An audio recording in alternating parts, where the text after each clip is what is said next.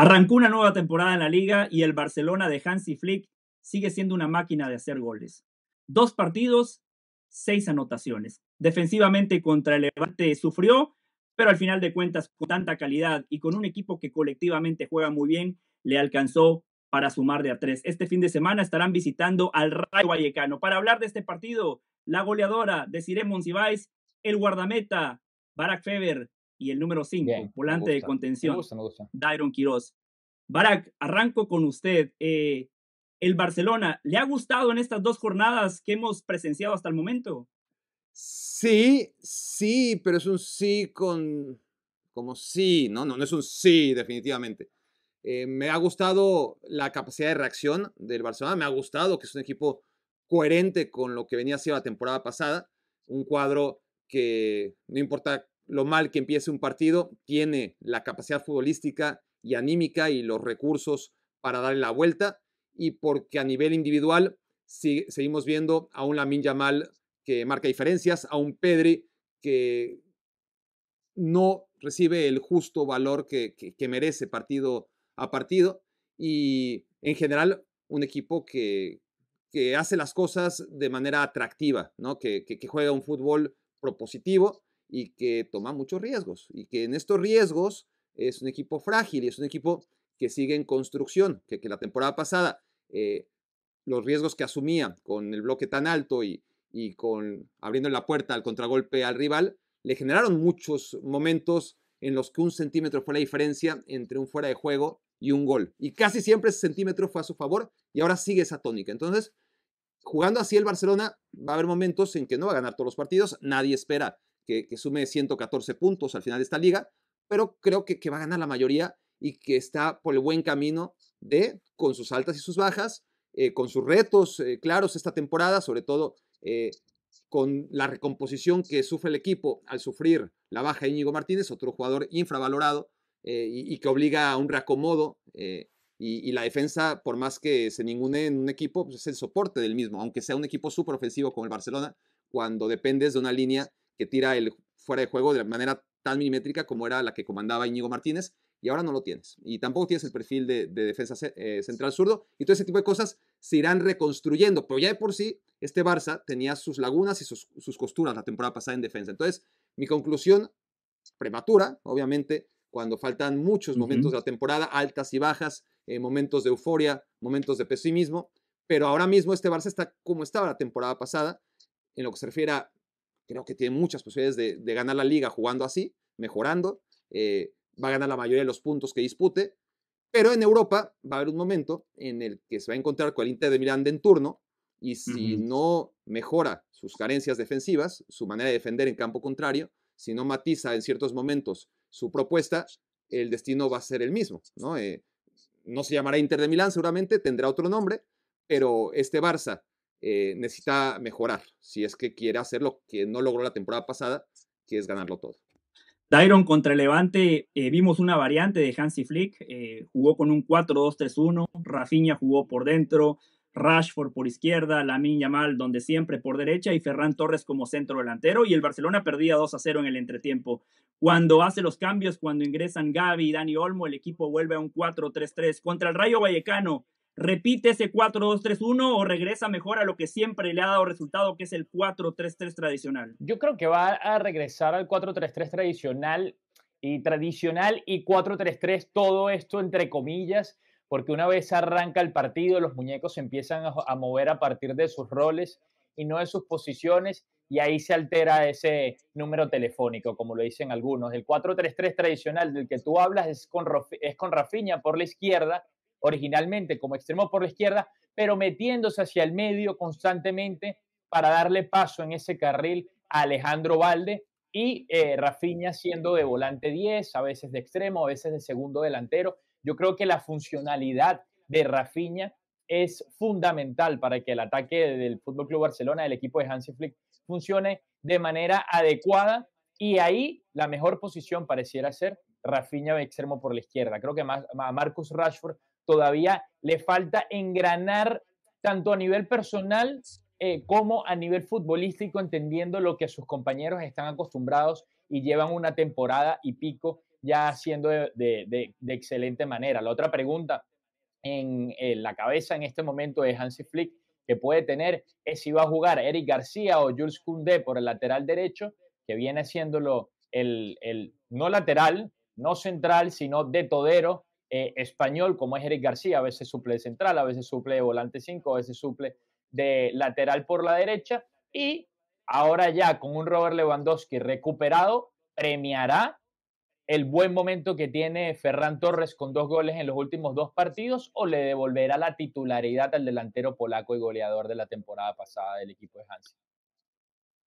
Deciré si se quedó con dudas sobre mi presentación, le cuento, yo soy goleador, así que de goleador a goleadora, quiero preguntarle sobre Ferran Torres. 2 partidos, 2 goles. Cuando Lewandowski esté en plenitud de condiciones, Hansi Flick tendrá que tomar una decisión importante, si Ferran o el polaco. Pero, ¿qué le ofrece Ferran que no le ofrece Lewandowski al Barcelona, Desiree? Es una excelente pregunta, pero antes de contestarte quisiera complementar lo que dice Dairo, porque si bien los jugadores cuando está el silbato inicial se mueven totalmente, pero yo no trato de, aún no encuentro más bien lo que el entrenador Hansi Flick pretende con ser un equipo muy alegre, que va adelante, que tiene esa individualidad en el último tercio de la cancha.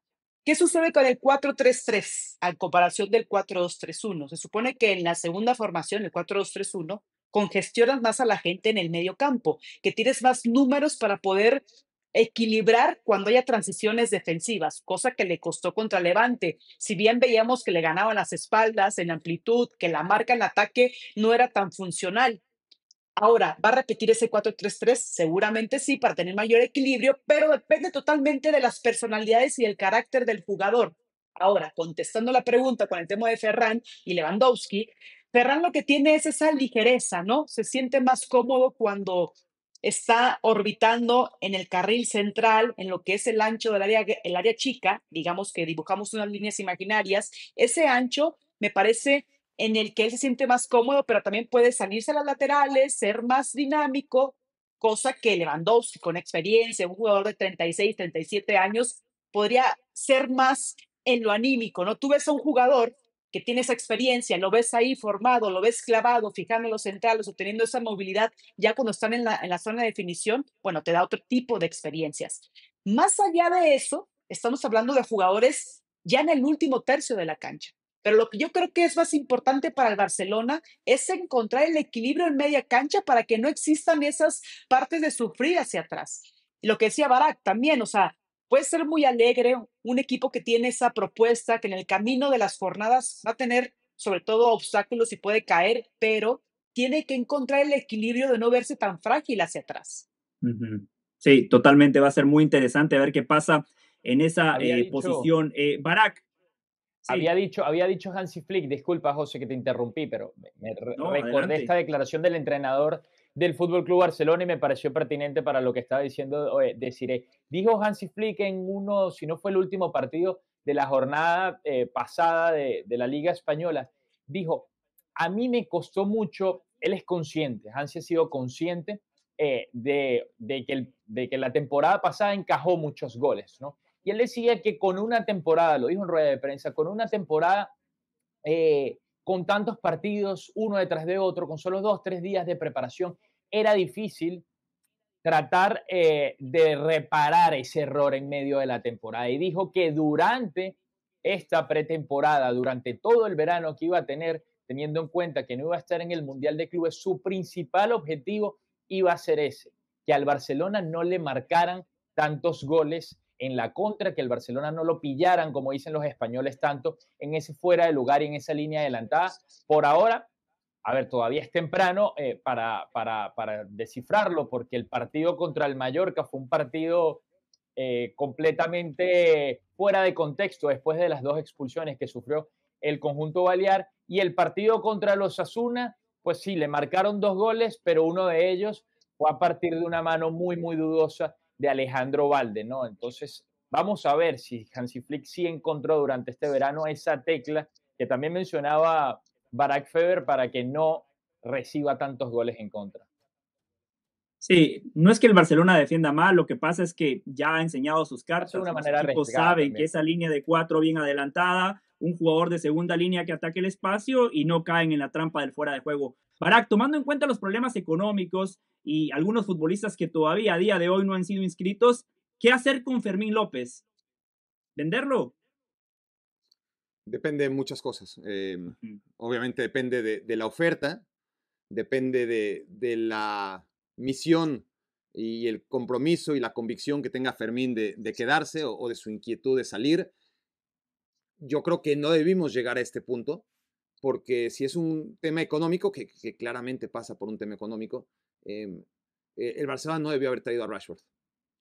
El Barcelona no ejerce una compra, pero sí el tema económico del Barça no es que no pueda gastar en fichajes tanto como que tiene que acreditar ante la liga una normativa en el que haya una masa salarial coherente con las deudas del club. Y ahí va esquivando todas las temporadas, metiéndose en más conflictos y, y recurriendo a diferentes tretas para poder solventar cada 6 meses, ¿no? Que es una reapertura de registros. El hecho de que llegara Rashford a un cedido lo convierte en uno de los mejores pagados del equipo.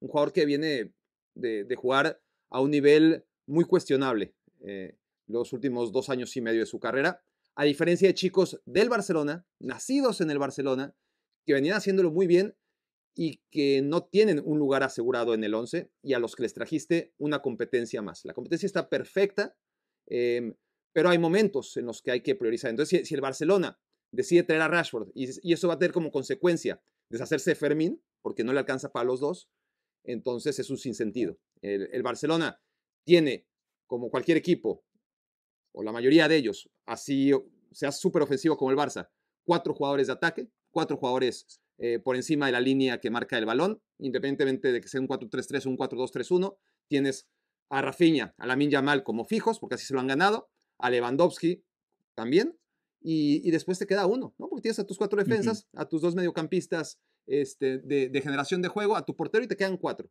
Y de esos 4, ya nada más te queda uno porque Lamine Yamal, Rafinha y Lewandowski, por una u otra razón, va a ser muy difícil moverlos. Entonces, esa posición hay que repartirla entre las lesiones y las rotaciones y demás, pero hay que llevar, ¿no? el balance entre Dani Olmo y Ferran Torres y Gavi y Fermín. Y encima les agregas a Rashford. Entonces, es un sinsentido. ¿Qué haría yo con Fermín? Me lo quedaría.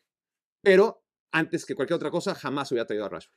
Sí, futbolísticamente no es titular, pero es un jugador muy importante. La temporada pasada, 10 asistencias, 8 goles. Si el Barcelona pretende ganarlo todo, que ese es el objetivo de siempre, tener una plantilla, tener futbolistas que desde el banco de suplentes ingresen y marquen la diferencia, es muy importante. Y Fermín López, cada vez que juega, termina maximizando sus minutos y aprovecha sus oportunidades. El partido del Barcelona este fin de semana en todas las plataformas de ESPN este domingo a las 3:30 de la tarde, hora del este, en Vallecas. Rayo Vallecano recibe al vigente campeón de la liga, al Fútbol Club Barcelona.